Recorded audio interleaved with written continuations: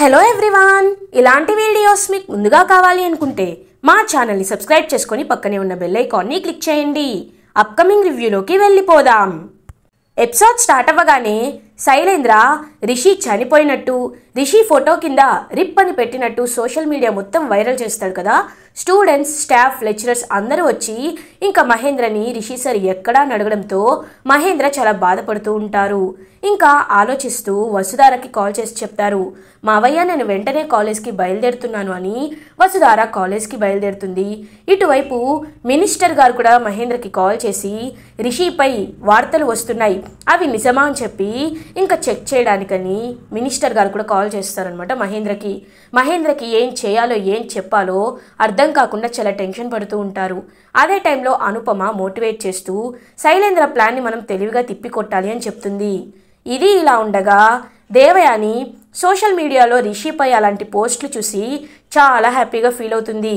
ధరణి కూడా దేవయాని దగ్గరికి వచ్చి, అత్తయ్య ఒకసారి చూసారా, రిషి చనిపోయాడని పెడుతున్నారు, నాకు చాలా బాధగా ఉంది అత్తయ్య, ఎందుకు వీళ్ళు ఇలాంటి పుకార్లు సృష్టిస్తున్నారు అని బాధపడుతూ ఉంటుంది ధరణి. మనకేం తెలుసు రిషి నిజంగా బ్రతికున్నాడో లేకపోతే ఆ ఫోటోలో పెట్టినట్టు అని అంటుంది దేవయాని. అత్తయ్య అని గట్టిగా అరుస్తుంది ధరణి. ఒక్కసారిగా షాక్ అయిపోతుంది దేవయాని.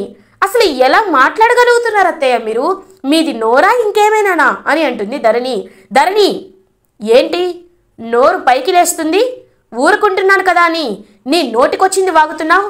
హే, నువ్విక్కడ ఉన్నది ఒక పని మనిషిలాగే, మాకు నచ్చింది చేసి పెట్టి వెళ్ళిపోవాలి, అంతేకాని నోటికొచ్చినట్టు వాగుతున్నావేంటి అని అంటుంది దేవయాని.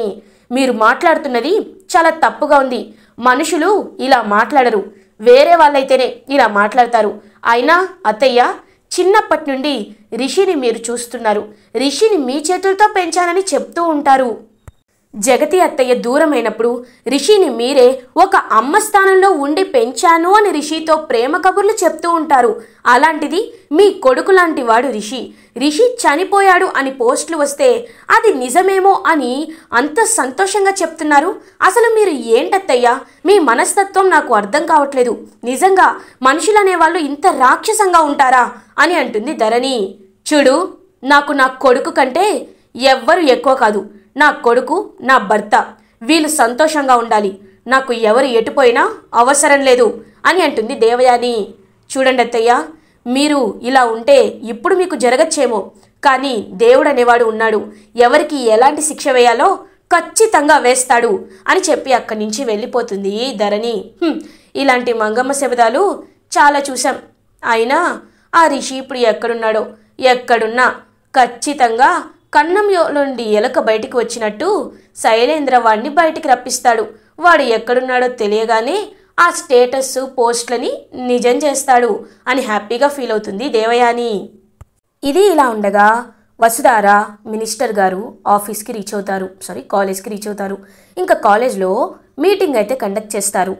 మినిస్టర్ గారు వసుధారతో, అమ్మ వసుధార, నీకు తెలియదంటూ ఏమీ లేదు, రిషి చనిపోయాడు అనే వార్తలు సోషల్ మీడియాలో చాలా వైరల్ అవుతున్నాయి, వీటికి అందరూ సమాధానాన్ని ఆశిస్తున్నారు, నిజం చెప్పండి, రిషి ఎక్కడున్నాడో మీకు తెలుసా అమ్మా అని అడుగుతారు మినిస్టర్ గారు. ఇంకా వసుధారకి ఏం చెప్పాలో అర్థం కాదు.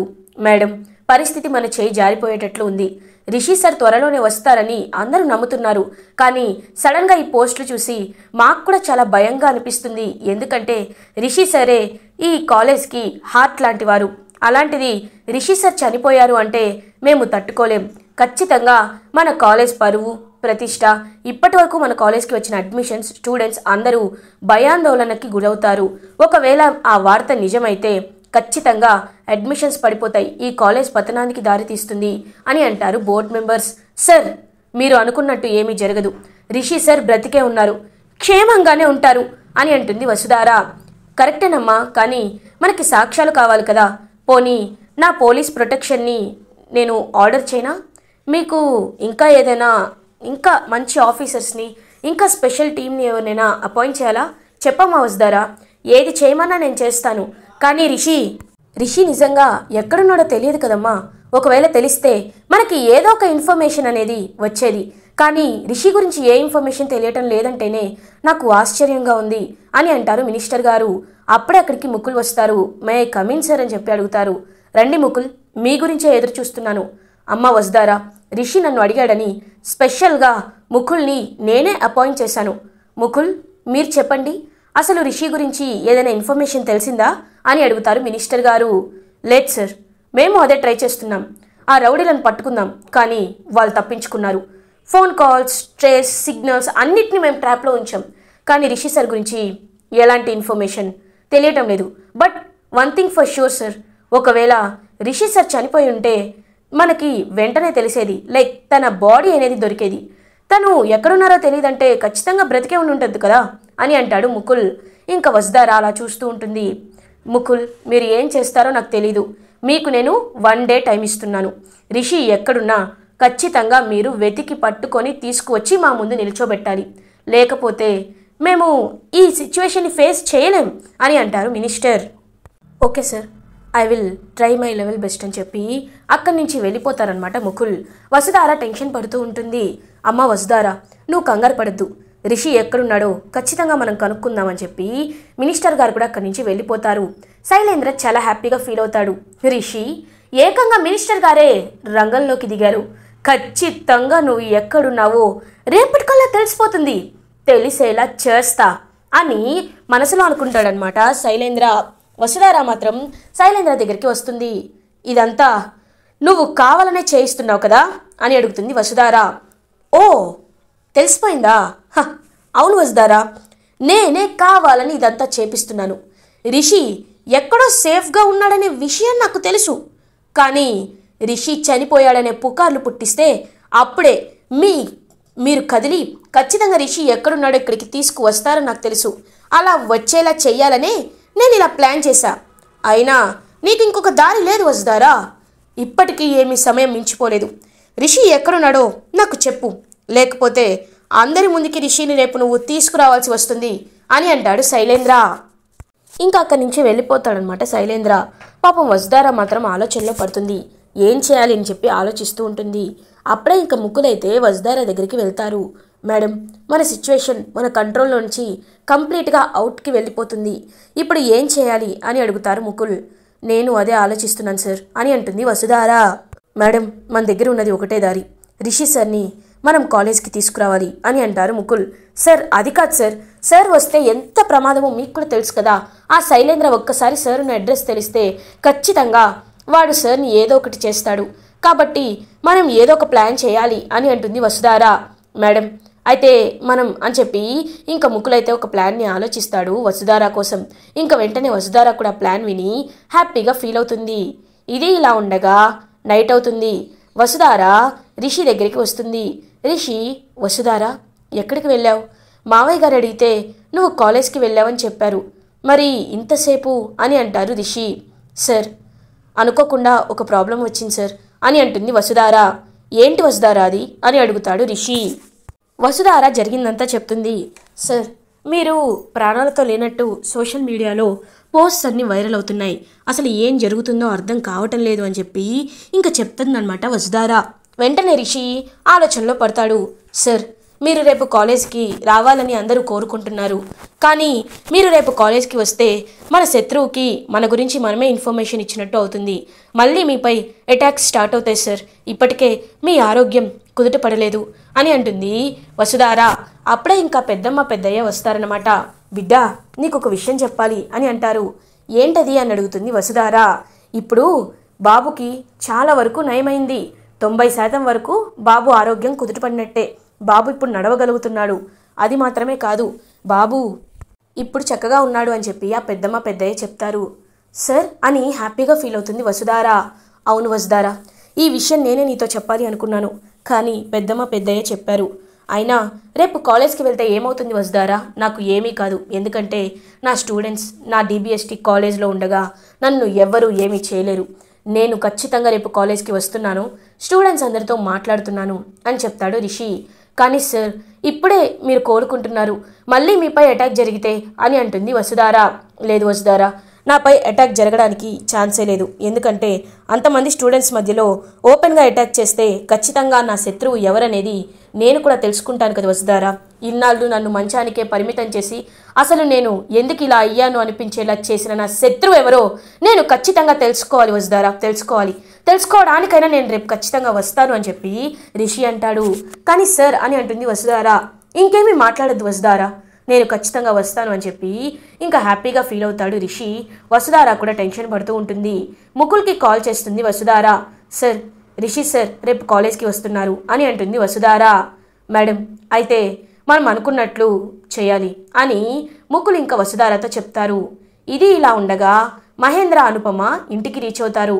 భద్ర, సార్ మీరు ఇంత డల్గా ఉన్నారు, మీ పరిస్థితి నేను అర్థం చేసుకోగలను, కానీ రిషి సార్ ఎక్కడున్నారో మీకు నిజంగా తెలియదంటున్నారు కదా అని అంటారు. దేని గురించి మాట్లాడుతున్నావు అని అడుగుతారు మహేంద్ర. చూడండి సార్, రిషి సార్ ఫోటో పెట్టి రిప్ అని సోషల్ మీడియాలో బాగా వైరల్ అవుతుంది. మీరు ఎంత బాధపడుతున్నారో నాకు తెలుసు, కానీ నిజం చెప్పండి, వసుధారా మేడం దగ్గరే రిషి సార్ ఉన్నారు కదా అని అంటాడు భద్ర. ఇంకా ఒక్కసారిగా షాక్ అయిపోతారు మహేంద్ర, అనామిక. సార్, మీరు ఎంత దాచిపెట్టాలనుకున్నా నాకు తెలుసు సార్, ఎందుకంటే వసుధారా మేడం అంత కూల్గా ఉండరు. తను అంత కూల్గా ఉన్నారంటే రిషి సార్ తన దగ్గర ఉన్నారు కాబట్టే తను అంత హ్యాపీగా ఉన్నారు. మీరు భయపడకండి, నేను ఈ విషయాన్ని ఎవరితో చెప్పను. రిషి సార్ని కూడా వసుధారా మేడంపై మీరు నాకు ఎలాంటి బాధ్యత అప్పచెప్పారో రిషి సార్ని కూడా నేను అంతే బాధ్యతతో చూసుకుంటాను అని చెప్పి ఇంక అక్కడి నుండి వెళ్ళిపోతాడనమాట భద్ర. ఇంకా మహేంద్ర, ఇతను నిజమైన వాడా లేకపోతే శైలేంద్ర మనిషి అనే విషయం అసలు అర్థం కాదు మహేంద్రకి, అనుపమకి. ఇది ఇలా ఉండగా మార్నింగ్ అవుతుంది. రిషి, వసుధారా కాలేజ్కి కార్లో బయలుదేరుతారు. వసుధారా, మన కాలేజ్ని చూసి చాలా రోజులవుతుంది, కానీ ఇలాంటి పరిస్థితుల్లో కాలేజ్కి వెళ్లాల్సి వస్తుందని నేను అస్సలు అనుకోలేదు. అంతా బాగానే ఉంటుంది కదా అని అంటాడు రిషి. సార్, అంతా బాగుంటుంది, మీరు వాళ్ళకి ఒక్కసారి కనిపిస్తే వాళ్ళు మనల్ని అర్థం చేసుకుంటారు అని వసుధార రిషిని కాలేజ్కి తీసుకువెళ్తుంది. ఇంకా మినిస్టర్ గారు, శైలేంద్ర అందరూ వెయిట్ చేస్తూ ఉంటారనమాట రిషి ఎప్పుడు వస్తాడా అని. ఇంకా రిషి అలా కాలేజ్లోకి ఎంటర్ అవుతారు. శైలేంద్ర, నాకు తెలుసు మీరు రిషిని ఖచ్చితంగా తీసుకువస్తారు, కానీ నేను వేసే ప్లాన్ మీకు తెలీదు అని చెప్పి ఇంకా శైలేంద్ర హ్యాపీగా ఫీల్ అవుతారు. అప్పుడే ఇంకా రిషి అందరి ముందుకి వస్తాడు. స్టూడెంట్స్ అందరూ రిషి సార్, రిషి సార్ అని హ్యాపీగా స్లోగన్స్ చేస్తూ ఉంటారు. ఇంకా రిషి, చూడండి, మీరు ఎందుకు నా గురించి బాధపడుతున్నారో నాకు అర్థం కావటం లేదు. అన్ని టైంకి అవుతున్నాయి, సిలబస్ కూడా కొన్ని రోజుల్లో కంప్లీట్ అవుతుంది, ఎగ్జామ్స్ కూడా అనుకున్నది అనుకున్నట్టు మీరు బాగా రాస్తారని నేను నమ్ముతున్నాను. మీకు శాలరీస్ అనేవి వసుధారా ఫైల్ని అప్రూవ్ చేసింది, అన్నీ బాగా జరుగుతున్నాయి. మరి నా గురించి మీరు ఎందుకు ఇంతలా ఆలోచిస్తున్నారు? నాకు ఏమీ అవ్వదు. అయినా మీరు మీ భవిష్యత్తుపై, మీ చదువుపై ఫోకస్ చేయాలి. ఎండి ఎవరు, ఎండి ఎక్కడున్నారు, రిషి సార్ ఏమయ్యారు, ఇలాంటివి ఎగ్జామ్స్ టైంలో మీ మైండ్లోకి తీసుకువెళ్తే మీరు ఎగ్జామ్స్పై కాన్సన్ట్రేట్ చేయలేరు. కావాలనే నాపై ఎవరో పుకార్లు పుట్టించారు, నేను చనిపోయినట్టు, రెస్ట్ ఇన్ పీస్ అని సోషల్ మీడియాలో పోస్టులు కూడా పెట్టారు. వాళ్ళ గురించి ఖచ్చితంగా తెలుసుకోవాలి, తెలుసుకుంటాను కూడా. అయినా నాకేమీ అవ్వదు, మీరందరి అభిమానం ఉండగా నేను ఎప్పుడూ క్షేమంగానే ఉంటాను అని అంటాడు రిషి. ఇంకా స్టూడెంట్స్ అండ్ లెక్చరర్స్ అందరూ క్లాప్స్ కొడతారు. కాబట్టి మీరు ఈ విషయాలన్నీ వదిలేసి హ్యాపీగా చదువుకోండి, చదువు మీద మాత్రమే దృష్టి పెట్టండి అని చెప్పి అక్కడి నుంచి వెళ్ళిపోతాడనమాట రిషి. ఫణీంద్ర రిషి దగ్గరికి వచ్చి నాన్న రిషి అని చెప్పి రిషిని హక్ చేసుకుంటాడు. పెదనాన్న అని రిషి కూడా ప్రేమగా పిలుస్తాడు. రిషి, ఇన్నాళ్ళు ఎక్కడున్నావు నాన్న, నీ గురించి మేము ఎంత బెంగ పెట్టుకున్నామో తెలుసా అని చెప్పి ఫణీంద్ర పాపం చాలా బాధపడుతూ ఉంటారు. మినిస్టర్ గారు కూడా, రిషి, నిజంగా సోషల్ మీడియాలో పోస్ట్ చూశాక ఒక్కసారిగా నా గుండె ఆగినట్టు అనిపించింది. నువ్వు అలా జరిగితే నేను తట్టుకోలేకపోయేవాడిని, కానీ ఇప్పుడు నాకు చాలా సంతోషంగా ఉంది అని చెప్పి మినిస్టర్ గారు కూడా చెప్తారు. శైలేంద్ర మాత్రం, నువ్వు ఇప్పుడు ఎక్కడికి తప్పించుకోలేవు రిషి, నువ్వు నా చేతుల్లోనే చేస్తావు అని చెప్పి ఇంకా అలా హ్యాపీగా ఫీల్ అవుతాడనమాట శైలేంద్ర. అప్పుడే వసుధార మాత్రం కోపంగా చూస్తూ ఉంటుంది. ఇంకా మహేంద్ర, నాన్న రిషి, నువ్వు ఇంకెక్కడికి వెళ్ళొద్దు నాన్న, నేను నిన్ను కంటికి రెప్పలా కాపాడుకుంటాను, నువ్వు మన ఇంటికే రావాలి అని అంటారు మహేంద్ర. ఇంకా వెంటనే వసుధార వైపు చూస్తాడు రిషి. మావయ్య గారు, నేను మన ఇంటికే సార్ని తీసుకువస్తాను అని చెప్తారు. ఇంకా హ్యాపీగా మహేంద్ర, అనుపమ, రిషి, వసుధార మహేంద్ర వాళ్ళ ఇంటికి రీచ్ అవుతారు.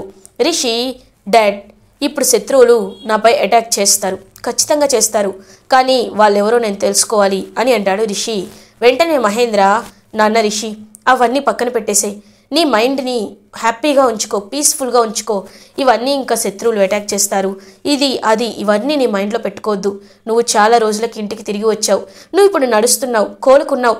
నేను ఇలా చూస్తుంటే నాకు చాలా చాలా సంతోషంగా ఉంది. కాబట్టి మనం సంక్రాంతి పండుగ సెలబ్రేషన్స్ చేసుకోవాలి నాన్న అని అంటారు మహేంద్ర. డాడ్ అని అంటాడు రిషి. అవును నాన్న, నువ్వు రావడమే మాకు పెద్ద పండుగ, అలాంటిది పండుగ సెలబ్రేట్ చేసుకోకపోతే ఎలా అని అంటారు మహేంద్ర. కరెక్ట్గా చెప్పావు మహేంద్ర అని ఫణీంద్ర గొంతు వినపడుతుంది. ఫణీంద్ర కూడా ఇంకా ఇంటికి వస్తారు. అన్నయ్య అని అంటారు. అవును మహేంద్ర, ఈ విషయం చెప్పడానికే నేను ఇంటికి వచ్చాను. నాన్న రిషి నీతో మాట్లాడాలి, నీ గురించి అన్నీ తెలుసుకోవాలి. ఎలాగో సంక్రాంతి సంబరాలు మొదలయ్యాయి కదా, అందరూ మన ఇంటికి వస్తే హ్యాపీగా సెలబ్రేట్ చేసుకుందాం. ఇంకా ఇప్పటి వరకు పడిన బాధలు, కష్టాలు, నష్టాలు అన్నిటి గురించి పక్కన పెట్టి సంక్రాంతి సెలబ్రేషన్స్ మనం స్టార్ట్ చేయాలి అని అంటారు ఫణీంద్ర. రిషి కూడా ఓకే అంటాడు. ఇంకా వసుధార కూడా, సార్ వాడి గుట్టుని నేనే మీకు ఎలా బయట పెడతానో చూడండి అని చెప్పి హ్యాపీగా ఫీల్ అవుతుంది వసుధార. ఇది ఇలా ఉండగా నెక్స్ట్ డే అవుతుంది. మహేంద్ర ఫ్యామిలీ అంతా ఫణీంద్ర వాళ్ళ ఇంటికి వెళ్తారు. ఇంకా భోగి పండుగని అందరూ మంట చుట్టూ తిరుగుతూ హ్యాపీగా సెలబ్రేట్ చేసుకుంటూ ఉంటారు. అప్పుడే శైలేంద్ర ఒక ప్లాన్ వేస్తాడు. రిషి, ఎలా అయితే పిన్నిని చంపానో నిన్ను కూడా నేను అలాగే చంపాలనుకుంటున్నాను అని జ్యూస్లో ఒక ట్యాబ్లెట్ వేస్తాడు. ఎలా అయితే జగతి మేడంకి ట్యాబ్లెట్ వేశాడో. ఇంకా వెంటనే ఆ జ్యూస్ని ధరణి ధరణి ఇదిగో ఈ జ్యూస్ని రిషికి తీసుకువెళ్ళు అని అంటారు. ఏంటి అని అంటుంది ధరణి. అవును ధరణి, ఈ జ్యూస్ని రిషి కోసం తీసుకువెళ్ళు, ఇప్పుడే నేనే నా చేతులతో చేశాను అని అంటాడు శైలేంద్ర. అనుమానంగా చూస్తూ ఉంటుంది ధరణి. ఏంటి ధరణి అలా చూస్తున్నావు, తప్పేముంది, పోనీ ఈ జ్యూస్ని నన్ను తాగమంటావా అని అడుగుతాడనమాట శైలేంద్ర. వద్దులేండి, నేను రిషికి తీసుకువెళ్తాను అని ఇంకా ఆ గ్లాస్ని జ్యూస్ని తీసుకువెళ్తుంది రిషి కోసం. వెంటనే ఇంకా అక్కడికి అందరూ వస్తారు. రిషి జ్యూస్ అని అంటుంది ధరణి. ఇంకా జ్యూస్ తీసుకొని కరెక్ట్గా రిషి అలా తాగబోతూ ఉంటే శైలేంద్ర చాలా హ్యాపీగా ఫీల్ అవుతాడు. వెంటనే రిషి ఒక్క నిమిషం అని ఇంకా గ్లాస్ని తీసుకుంటుందన్నమాట ధరణి. ఇంకా దూరం నుంచి చూస్తూ ఉంటాడు శైలేంద్ర. ఏమైంది, ఎందుకు ఈ ధరణి మళ్ళీ గ్లాస్ని వెనక్కి తీసుకుంది అని అలా చూస్తూ ఉంటాడు.